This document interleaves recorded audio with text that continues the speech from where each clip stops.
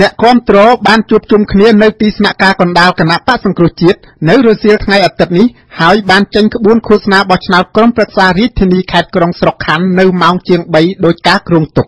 អ្នកចូលរួមដែលចេះតែកើនឡើងរហូតដល់រាប់ពាន់នាក់បានជិះកង់ម៉ូតូរ៉ឺម៉កនិងឡានឆ្លងកាត់ស្ពានអាកាសក្បាលថ្នល់ជាទីដែលស្ពានឆ្លងទន្លេបាសាក់ថ្មីមួយត្រូវបានសាងសង់ស្របនឹងស្ពានព្រះមុនីវង្សចាស់បន្ទាប់មកក្បួនហែបានឆ្លងចូលដល់វិថីលេខ271ដែលសាងសង់លើទំនប់បឹងទំពុនហើយដែលត្រូវបានក្រាលកៅស៊ូនិងពង្រីកឲ្យកាន់តែធំជាងមុនទ្វេដងមិនយូរប៉ុន្មានក្បួនរបស់អ្នកឃោសនាបានរំកិលទៅដល់ការដ្ឋានស្ពានអាកាសស្ទឹងមានជ័យដ៏ខ្វាត់ខ្វែងដែលសាងសង់ឡើងដើម្បីដោះស្រាយការកកស្ទះចរាចរណ៍ហើយដែលនឹងត្រូវសម្ពោធឲ្យប្រើនៅខែកក្កដាខាងមុខជាង20នាទីក្រោយក្បួនដ៏វែងនៃអ្នកគាំទ្រដ៏ច្រើនសន្ធឹកសន្ធាប់នោះហូរដូចទឹកទៅដល់ស្ពានអាកាសថ្មីមួយទៀតឈ្មោះស្ពាន7មករាដែលបានរំដោះការស្ទះចរាចរណ៍នៅលើមហាវិថីសហព័ន្ធរុស្ស៊ីយ៉ាងច្រើនក្រោមសម្រែកប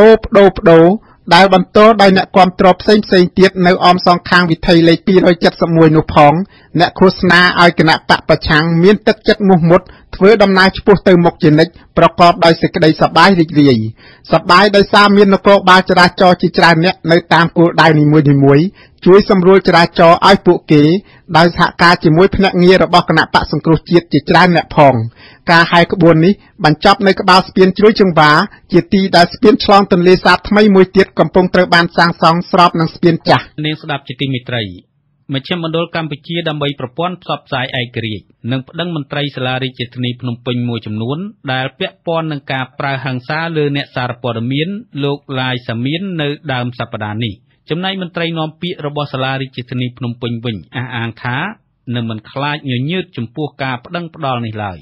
លោកមុំមនីរតរាយការណ៍អំពីព័ត៌មាននេះមន្ត្រីរបស់មជ្ឈមណ្ឌលកម្ពុជាដើម្បីប្រព័ន្ធផ្សព្វផ្សាយឯករាជ្យ CCIM អាងថានៅរងចាំតែសេចក្តីសម្រេចពីគណៈកម្មការនិងមេធាវីជាលើកចុងក្រោយទៀតប៉ុណ្ណោះពាក់ព័ន្ធបណ្ដឹងប្រឆាំងមន្ត្រីសាលារាជធានីភ្នំពេញរបស់មជ្ឈមណ្ឌលកម្ពុជាដើម្បីប្រព័ន្ធផ្សព្វផ្សាយឯករាជ្យនឹងត្រូវដាក់ចូលទៅសាលាដំបងរាជធានីភ្នំពេញហើយនៅដើមសប្តាហ៍ខាងមុខនេះនាយកផ្នែកប្រព័ន្ធផ្សព្វផ្សាយនៃមជ្ឈមណ្ឌលកម្ពុជាដើម្បីប្រព័ន្ធផ្សព្វផ្សាយឯករាជ្យលោកណូវីឲ្យដឹងនៅថ្ងៃទី11ឧសភាថានៅថ្ងៃច័ន្ទដើមសប្តាហ៍នេះទាំងមេធាវីការពារក្តីនិងគណៈកម្មការរបស់មជ្ឈមណ្ឌលកម្ពុជាដើម្បីប្រព័ន្ធផ្សព្វផ្សាយឯករាជ្យនឹងពិនិត្យលើបទចោទនិងចំនួនអ្នកដែលត្រូវចោទប្រកាន់ជាលើកចុងក្រោយម្ដងទៀតមុននឹងដាក់ទៅតុលាការទោះជាបែបណារហូតមកដល់ពេលនេះលោកណូវីនៅមិនទាន់អាចបញ្ជាក់ពីបទចោទនិងអ្នកពាក់ព័ន្ធឲ្យបានច្បាស់លាស់នៅឡើយទេជុំវិញបទល្មើសនេះលោកអាងថានឹងមិនទម្លាក់ចោលឡើយពីព្រោះវាជាបទល្មើសព្រហ្មទណ្ឌហើយចាំបាច់ណាស់ត្រូវកសាងសំណុំរឿងបញ្ជូនទៅតុលាការប្រឆាំងការបង្ក្រាបមកលើអ្នកសារព័ត៌មានរបស់សម្លេងប្រជាធិបតេយ្យ VOD វាមិនអាចទម្លាក់ចោលទេទីមួយនៅក្នុងផ្លូវច្បាប់បើសិនជាជនរងគ្រោះមិនអើពើក្នុងការប្តឹងចោទប្រកាន់ហ្នឹងខាងវិញ្ញាញាក៏គួរតែចាត់វិធានការទៅលើជនល្មើសដែលបានប្រព្រឹត្តបទល្មើសអក្រក់ហ្នឹងដែរពាក់ព័ន្ធនឹងបញ្ហានេះលោកច័ន្ទសវេតមន្ត្រីសមាគមការពារសិទ្ធិមនុស្សអាត6យល់ឃើញថាបដិបត្តិនយោបាយបច្ចុប្បន្ននេះវាហាក់ពិបាកជឿទុកចិត្តណាស់ដោយសារតែអ្នកប្រព្រឹត្តបទល្មើសបានអនុវត្តនិងកើតឡើងជាប្រព័ន្ធជាពិសេសបទល្មើសភាគច្រើនគឺកើតឡើងពីកម្លាំងសមត្ថកិច្ចតែម្ដងកាលពីថ្ងៃទី2ឧសភាក្រុមសន្តិសុខសាលារាជធានីភ្នំពេញបានវាយនឹងបង្ក្រាបប្រឆាំងការជួបជុំមួយរបស់ប្រជាពលរដ្ឋហើយនៅនាទីចុងក្រោយគោលដៅនៃការបង្ក្រាបនោះបានបង្វែរទិសដៅនៃការបង្ក្រាបប្រឆាំងលើអ្នកសារព័ត៌មានដែលព្យាយាមផ្ដិតយករូបភាពនៅទីនោះវិញម្ដងហេតុការណ៍នៃការបង្ក្រាបកាលនោះគឺនៅចំពេលដែលគណៈបក្សសង្គ្រោះជាតិគ្រោងធ្វើពិធីជួបជុំនៅចំណុចស្ពាននេះក្បែរទីលានប្រជាធិបតេយ្យក្នុងថ្ងៃឃោសនាបោះឆ្នោតក្រុមប្រឹក្សារាជធានីស្រុកខណ្ឌជាលើកដំបូងរបស់ខ្លួនឆ្លើយតបបញ្ហានេះលោកឡុងឌីម៉ង់មន្ត្រីនាំពាក្យរបស់សាលារាជធានីភ្នំពេញវិញថ្លែងថាការប្តឹងផ្តល់ណាមួយប្រឆាំងក្រុមសមត្ថកិច្ចគឺជាសិទ្ធិរបស់ពលរដ្ឋលោកបន្តថាលើសពីនេះជំនាញរបស់រដ្ឋនឹងមិនព្រួយបារម្ភណាមួយចំពោះបណ្ដឹងនេះទេលោកចាត់ទុកថាអ្វីដែលបានកើតឡើងកាលនោះគឺជាកាតព្វកិច្ចដែលរដ្ឋត្រូវទទួលខុសត្រូវចំពោះមុខហើយចាំបាច់ណាស់ត្រូវប្រើកម្លាំងដើម្បីទប់ស្កាត់ស្ថានភាពប៉ុណ្ណោះហេតុនេះការប៉ះពាល់ណាមួយនោះប្រឆាំងអ្នកសារព័ត៌មានវាជាភាពចន្លោះប្រហោងជាងនេះទៀតលោកអាងថាអ្នកសារព័ត៌មានគប្បីប្រើប្រាស់កាត ឬសញ្ញាណាមួយដើម្បីងាយស្រួលក្នុងការសម្គាល់យើងទៅថាគាត់កំពុងតែអនុវត្តច្បាប់ពីពេលដែលគាត់អនុវត្តច្បាប់ហើយយើងក៏ចូលទៅមិនបានបង្ហាញការបង្ហាញអីចឹងទៅឬក៏ដល់ពេលហ្នឹងគាត់កំពុងតែយើងទៅស្រាប់កំពុងតែល្វីងមុខដើម្បីបង្កើតសកម្មភាពអនាគតបតៃមួយចឹងដល់ពេលមានមនុស្សមកថមមកអីចឹងវាធ្វើឲ្យអាហ្នឹងតែខ្ញុំបញ្ជាក់ថាវាជាភាពខ្វះចន្លោះមួយអាចថាបានដែរវាអាចមានប៉ុន្តែវាជាបញ្ហាបុគ្គលទេភ្ជាប់នឹងបញ្ហានេះនាយកព័ត៌មានរបស់សម្លេងប្រជាធិបតេយ្យ VOD លោកឡាយសមៀនដែលរងការវាយដំរហូតដល់បាក់ឆ្អឹងធ្គាមម្ខាងនោះឲ្យដឹងថាមុនហេតុការណ៍កើតឡើងលោកបានប្រាប់ក្រុមសមត្ថកិច្ចសន្តិសុខទាំងនោះដែរហើយបង្ហាញការដែលចេញដោយក្រសួងព័ត៌មានថែមទៀតផងក៏ប៉ុន្តែនៅទីបំផុតត្រូវពួកគេវាយនឹងបង្ក្រាបរហូតសន្លប់ខ្ញុំគិតតាមថតកម្មភាពដែលគេវាយព្រះអង្គលួនប្របាទថតយកកម្មភាពហ្នឹងតែរត់ទៅដួលទៅសង្គប់វាយខ្ញុំហ្មងទៅហើយមិននឹងវាយក៏ខ្ញុំស្គាល់ថាខ្ញុំអ្នកសារព័ត៌មានថា3ដងហ្នឹងហើយទៅសន្លប់បាត់ទៅព្រឹត្តិការណ៍បង្ក្រាបកាលពីដើមខែឧសភាកន្លងទៅនេះយ៉ាងហោចណាស់ក៏មនុស្ស6នាក់បានរងរបួសធ្ងន់និងស្រាលក្នុងនោះរួមទាំងអ្នកតំណាងរាស្ត្ររបស់គណៈបកសង្គ្រោះជាតិផងចំណែកលោកច័ន្ទសវេតមន្ត្រីសិទ្ធិមនុស្សសមាគមអាត60វិញចាត់ទុកថាហេតុការបង្ក្រាបកាលនោះវាពុំមែនជាការចាយដល់ឡើយលោកអាងថាការបង្ក្រាបនេះប្រកាសណាស់ថាគឺបានរៀបចំជាប្រព័ន្ធនិងគ្រោងទុកជាមុនលើសពីនេះអ្វីដែលគួរឲ្យសោកស្ដាយទៅទៀតនោះលោកចាត់ទុកថានគរបាលយុតិធធដែលស្ថិតក្នុងហេតុការណ៍ដោយផ្ទាល់មិនទប់ស្កាត់បទល្មើសដែលកើតឡើងជាក់ស្ដែងទេផ្ទុយទៅវិញបន្តឲ្យមានការប្រហិង្សានិងកម្លាំងដ៏លើសលប់ប្រឆាំងពលរដ្ឋរបស់ខ្លួនយើងមិនមានចេតនាយ៉ាងដូចតែព្រោះសកម្មភាពនៃការបង្ក្រាបសិតតែមានការរៀបចំហើយបើសិនជាមានការរៀបចំបែបនេះគឺវាមានហេដ្ឋារចនាសម្ព័ន្ធមកគេហើយអញ្ចឹងអ្នកដែលបានប្រព្រឹត្តនៅអំពើវាយដំបង្ករបួសស្នាមទៅលើ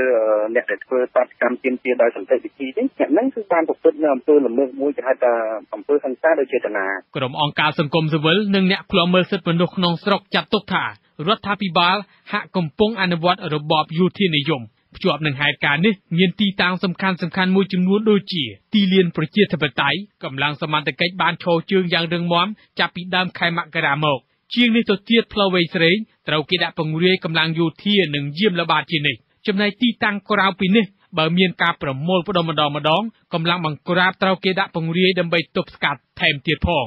ខ្ញុំមកមនីរតវិទ្យុអាស៊ីសេរីភ្នំពេញលោកនាងកញ្ញាជាទីមេត្រីប្រធានសហភាពសហជីពកម្ពុជាប្រកាសចំហថានឹងមិនរាថយឡើយក្នុងការបង្កើតឲ្យមានយុទ្ធនាការជួបជុំនៅតាមទីសាធារណៈ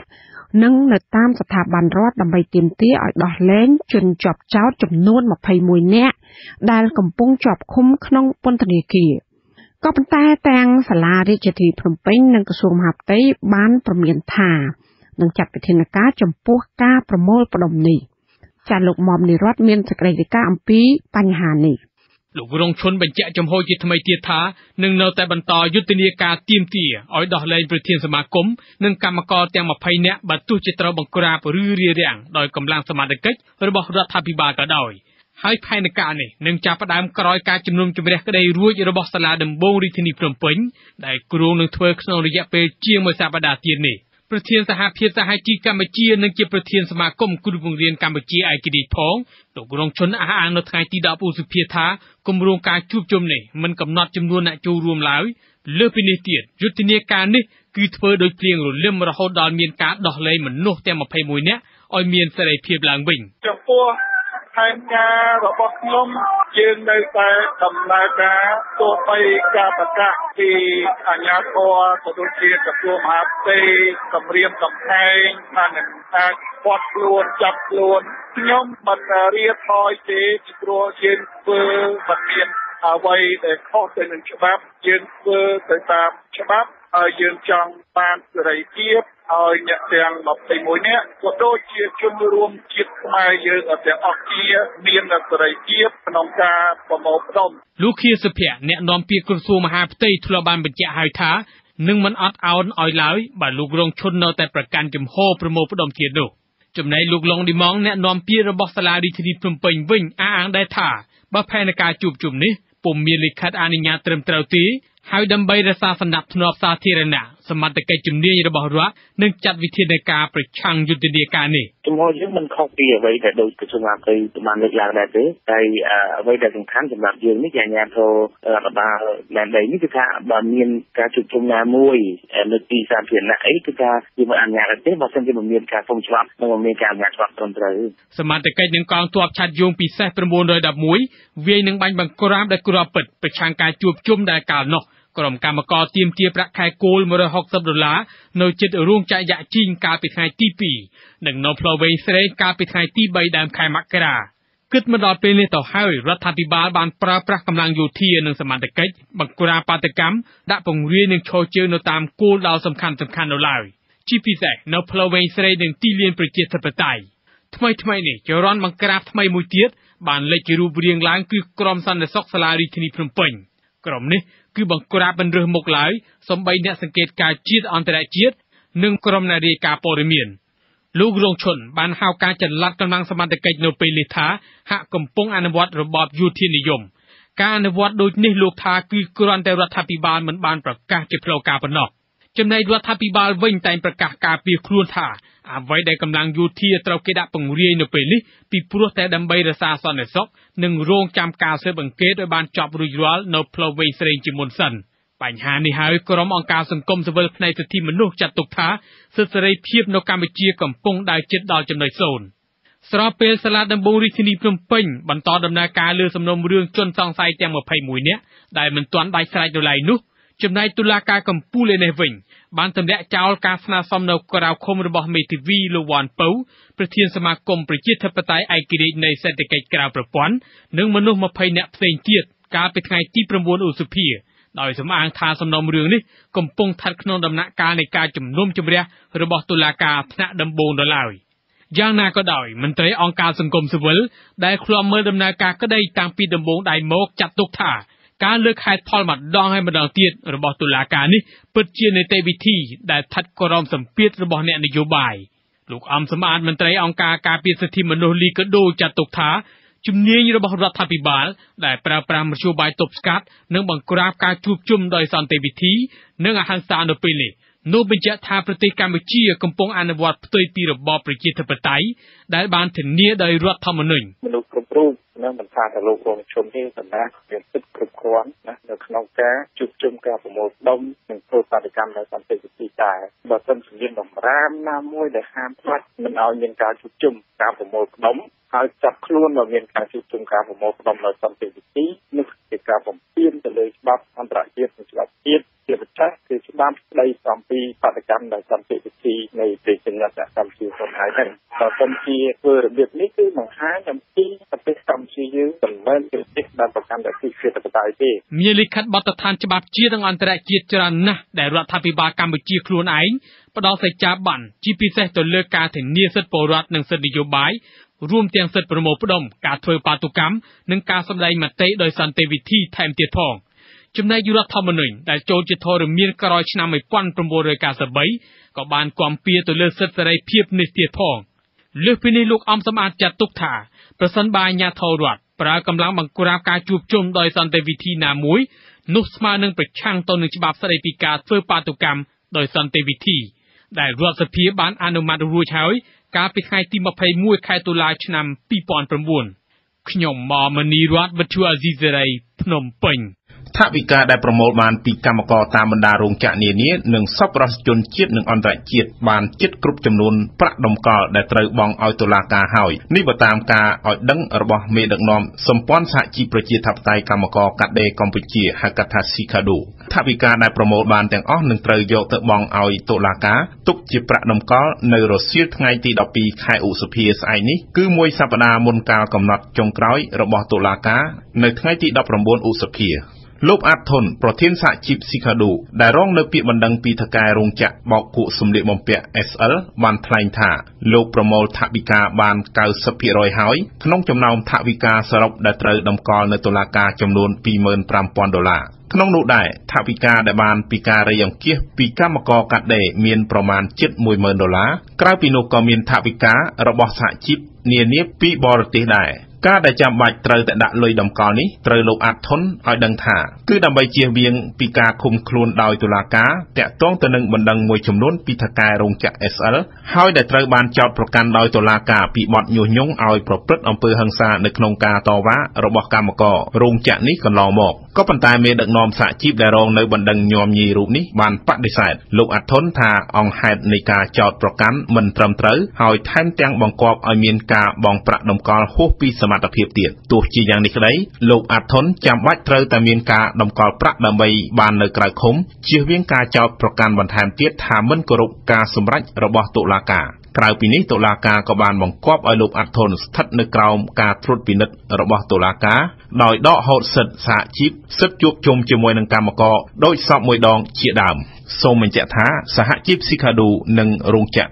SL បានចុះកិច្ចព្រមព្រៀងកាលពីថ្ងៃទី3ខែធ្នូឆ្នាំ2013ថាមិនមានការគុំគួនឬរើសអើងសហជីពនិងមិនប្តឹងតំណាងសហជីពទៅតុលាការទេក៏ប៉ុន្តែក្រោយមកថៅកែរោងចក្រ SL បានសាររើរឿងនេះមកប្តឹងឡើងវិញដែលសហជីពនិយាយថាគឺជាការរំលោភទៅលើកិច្ចព្រមព្រៀងតាក់ទងទៅនឹងបណ្ដឹងប្រឆាំងមេសហជីពនេះដែរសហជីពអន្តរជាតិបានសម្ដែងនៅប្រតិកម្មជាបន្តបន្ទាប់កាលពីថ្ងៃទី25មេសាកន្លងទៅនេះសហជីព Industry All ជាសហជីពអន្តរជាតិតំណាងឲ្យកម្មករជាង50លាននាក់មានសមាជិក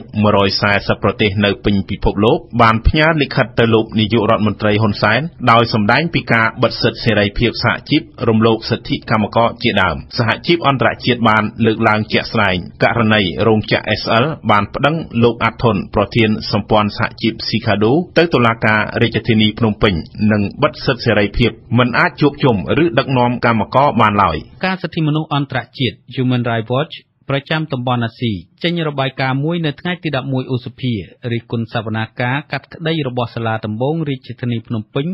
លើជនសង្ស័យមិនទាន់គ្រប់អាយុ2នាក់ថាមានកំហុសយ៉ាងធ្ងន់ធ្ងរហើយលទ្ធផលនៃសវនាការនោះមិនអាចឲ្យជនសង្ស័យមានទម្ងន់ទោសជាប់គុកបានទេ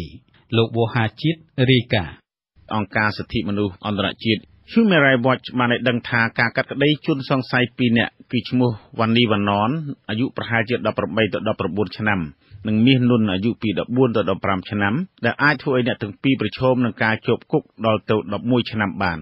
នាយកប្រតិបត្តិទទួលបន្ទុកកិច្ចការអាស៊ីនៃអង្គការសិទ្ធិមនុស្សអន្តរជាតិ Human Rights Watch លោក Brett Adam បានបញ្ជាក់ថាការកាត់ក្តីនោះមានកំហុសធ្ងន់ធ្ងរដោយលើកហេតុផលថាមន្ត្រីតុលាការបានប្រើសម្ដីខ្លាំងឬក៏កំហុសដាក់ជនជាប់ចោទពេលកំពុងដំណើរការសវនាការធ្វើឲ្យជនសង្ស័យនៅក្មេងភ័យតក់ស្លុតហើយពួកគេអាចឆ្លើយខុសពីការពិតបាន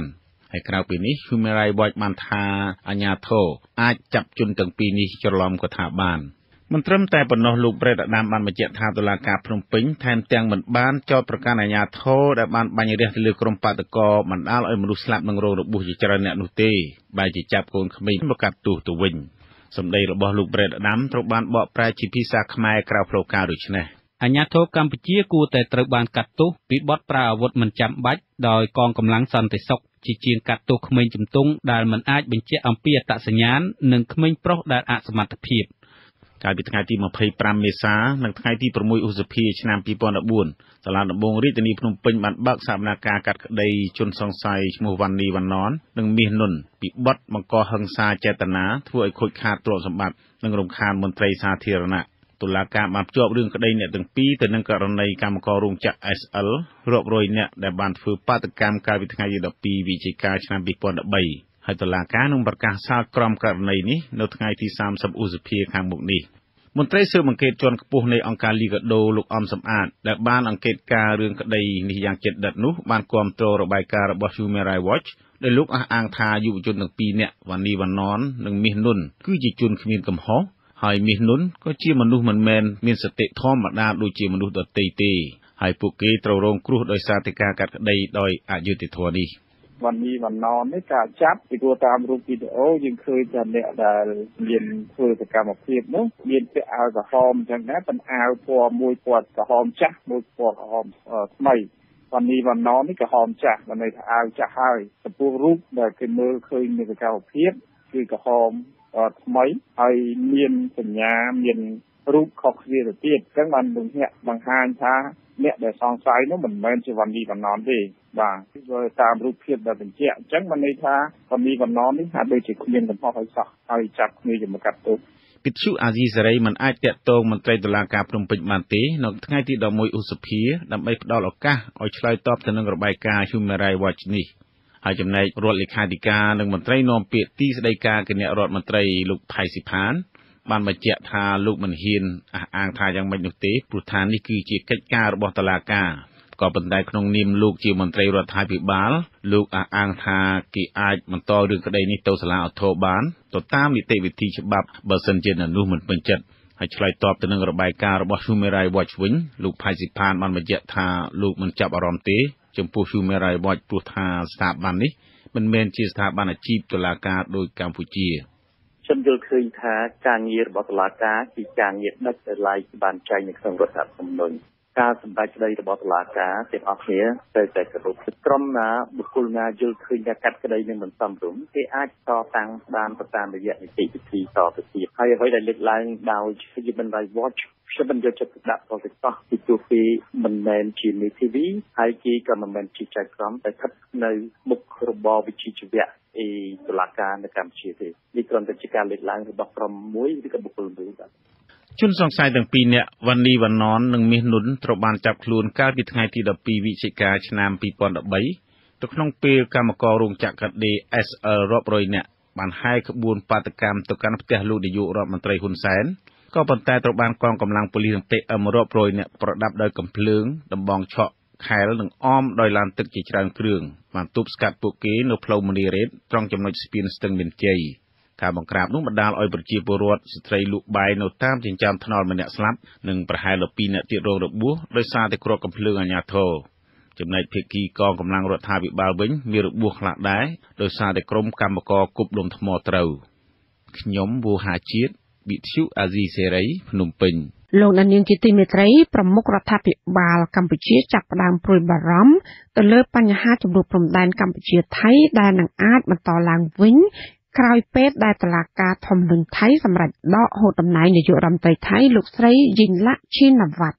ចាលោកហងសាយុទ្ធមានសេចក្តីរាយការណ៍អំពីស្ថានភាពនៅតាមតំបន់ជម្លោះព្រំដែនបច្ចុប្បន្ន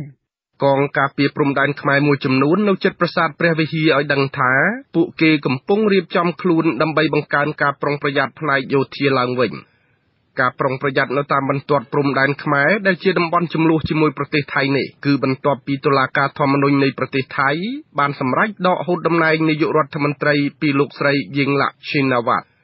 យោធាខ្មែរម្នាក់ក្នុងចំណោមយោធាមួយចំនួនទៀតដែលកំពុងប្រចាំការពារព្រំដែននៅជិតតំបន់ប្រាសាទព្រះវិហារនៃស្រុកជាំខ្សានគាត់មានប្រសាសន៍កាលពីរសៀលថ្ងៃសៅរ៍ទី10ខែឧសភាថាកងទ័ពខ្មែរមួយចំនួននៅតាមព្រំដែនចាប់ផ្ដើមប្រុងប្រយ័ត្នឡើងវិញក៏ប៉ុន្តែស្ថានភាពយោធានៅតាមព្រំដែនមិនមានអ្វីខុសធម្មតាទេមានអីទេអត់អីទេគាត់យើងគាត់ត្រៀ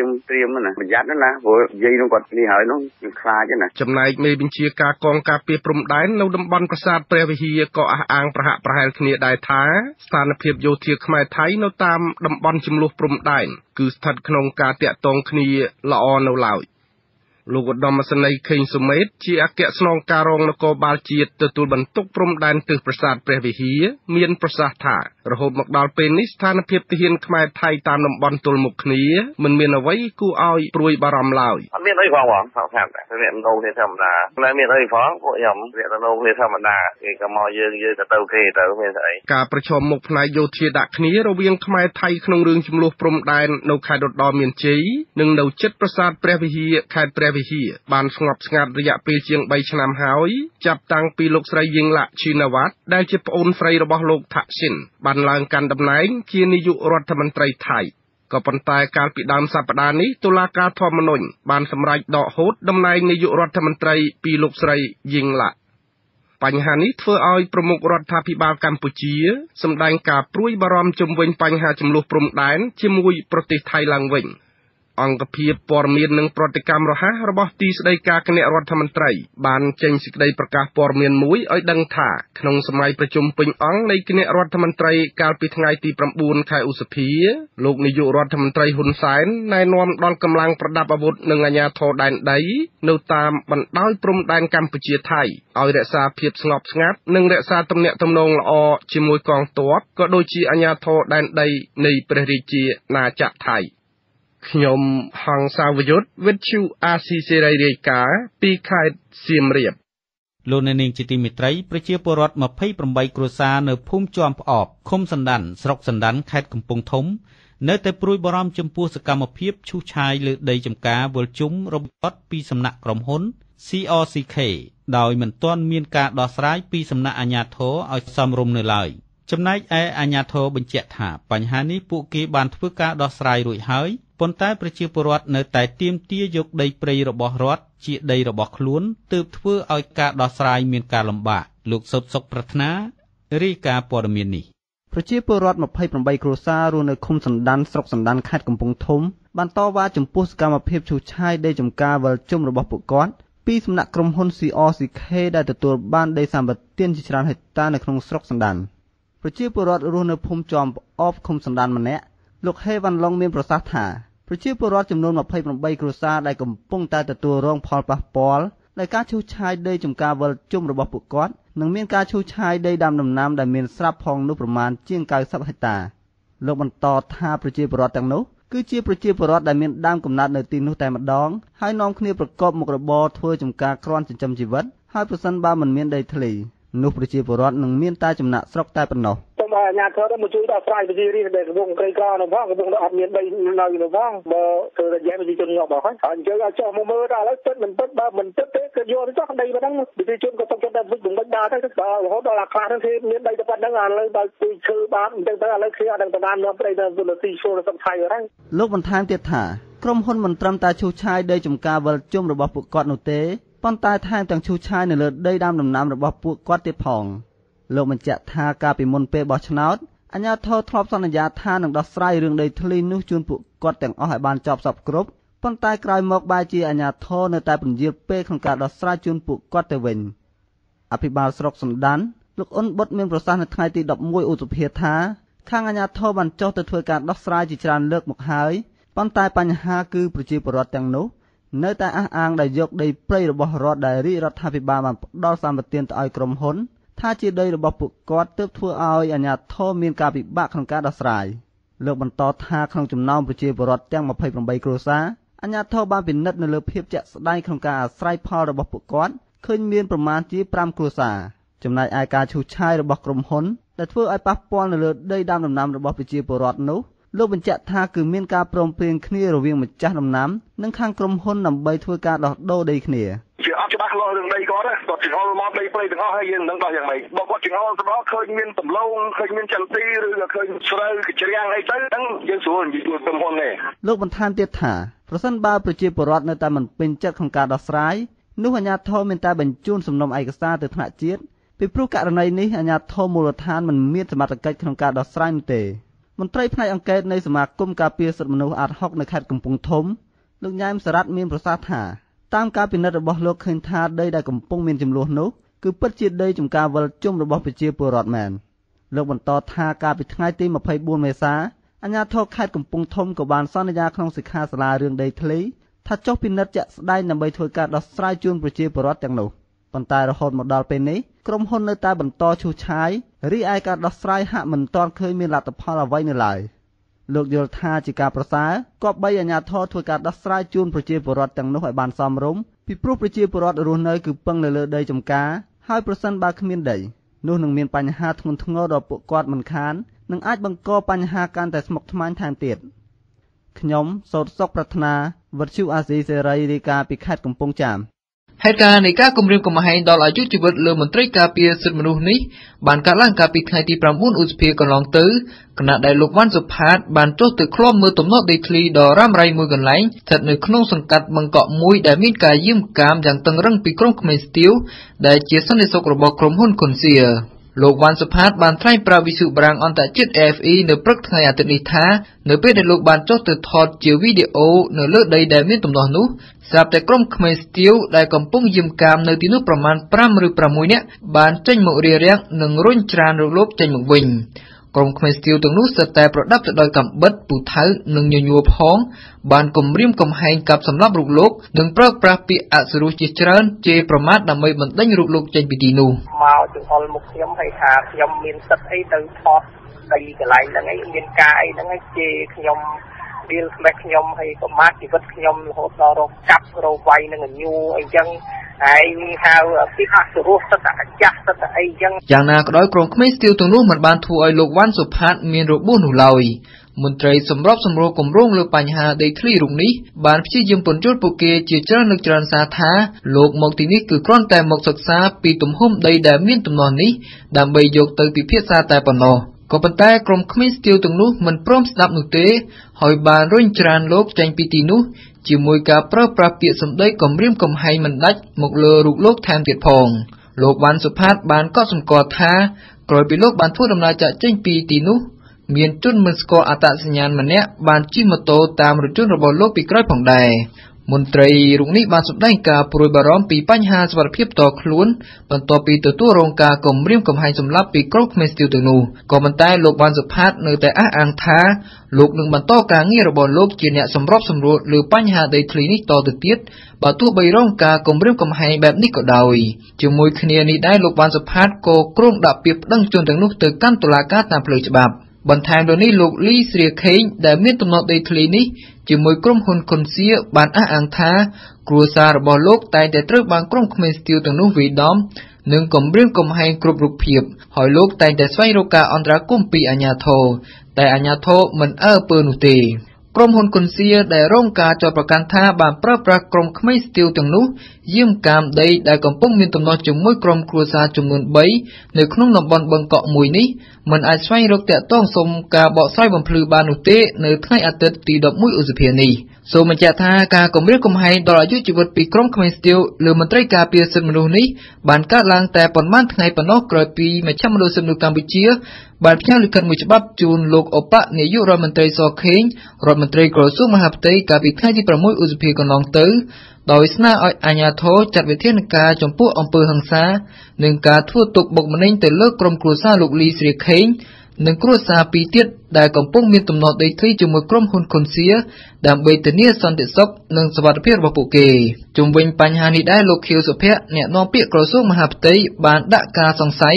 លើសកម្មភាពរបស់ក្រុមគ្រួសារដែលមានបញ្ហាដីធ្លីហើយទទួលរងការគំរាមកំហែងគ្រប់រូបភាពពីសំណាក់ក្រុមក្មេងស្ទាវទាំងនោះថាអាចជាប់ពាក់ព័ន្ធនឹងគណបកប្រឆាំងក៏ប៉ុន្តែយ៉ាងណាក៏ដោយលោកអះអាងថាក្រសួងមហាផ្ទៃនៅតែធានាសន្តិសុខជូនអ្នកកំពុងមានបញ្ហាទំនាស់ដីធ្លីទាំងនោះអាជ្ញាធររាជធានីភ្នំពេញនិងក្រសួងមហាផ្ទៃនៅមិនទាន់បញ្ជាក់ឲ្យបានច្បាស់លាស់ពីរយៈពេលកំណត់នៃការបិទឬបើកទីលានប្រជាធិបតេយ្យនិងផ្លូវជុំវិញឲ្យដំណើរការឡើងវិញនៅពេលណានោះទេ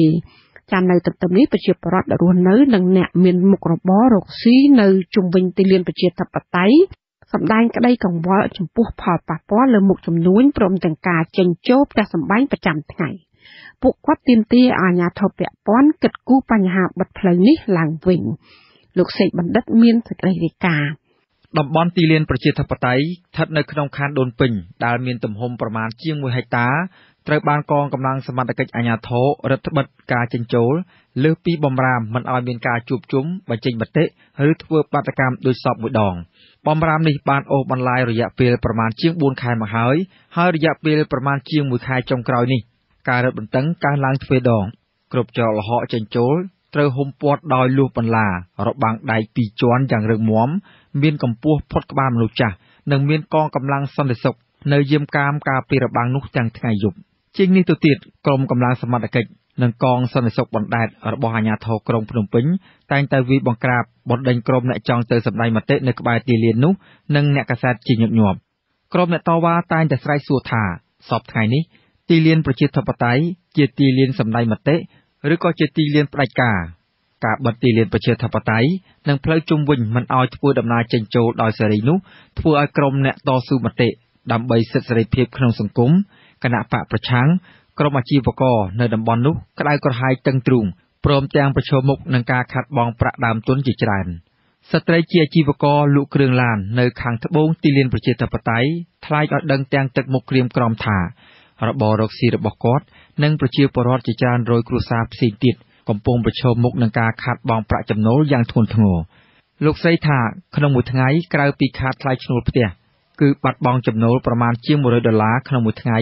និងការចំណាយផ្សេងទៀតក្នុងអាជីវកម្មនីមួយៗដោយសារតែអតិថិជនមិនអាចចេញចូលតំបន់នោះដោយសពមួយដងបានការបិទលានជាធិបតីនឹងធ្វើឲ្យប៉ះពាល់ដល់ប្រជាជនជុំវិញទាំងអស់នឹងហើយការលក់ដូរក៏គ្នាមិនបានលក់ដែរព្រោះថ្ងៃហ្នឹងហើយធ្វើម៉េចនឹងបង់ពន្ធរាល់ខែថ្លៃផ្ទះថ្លៃភ្លើង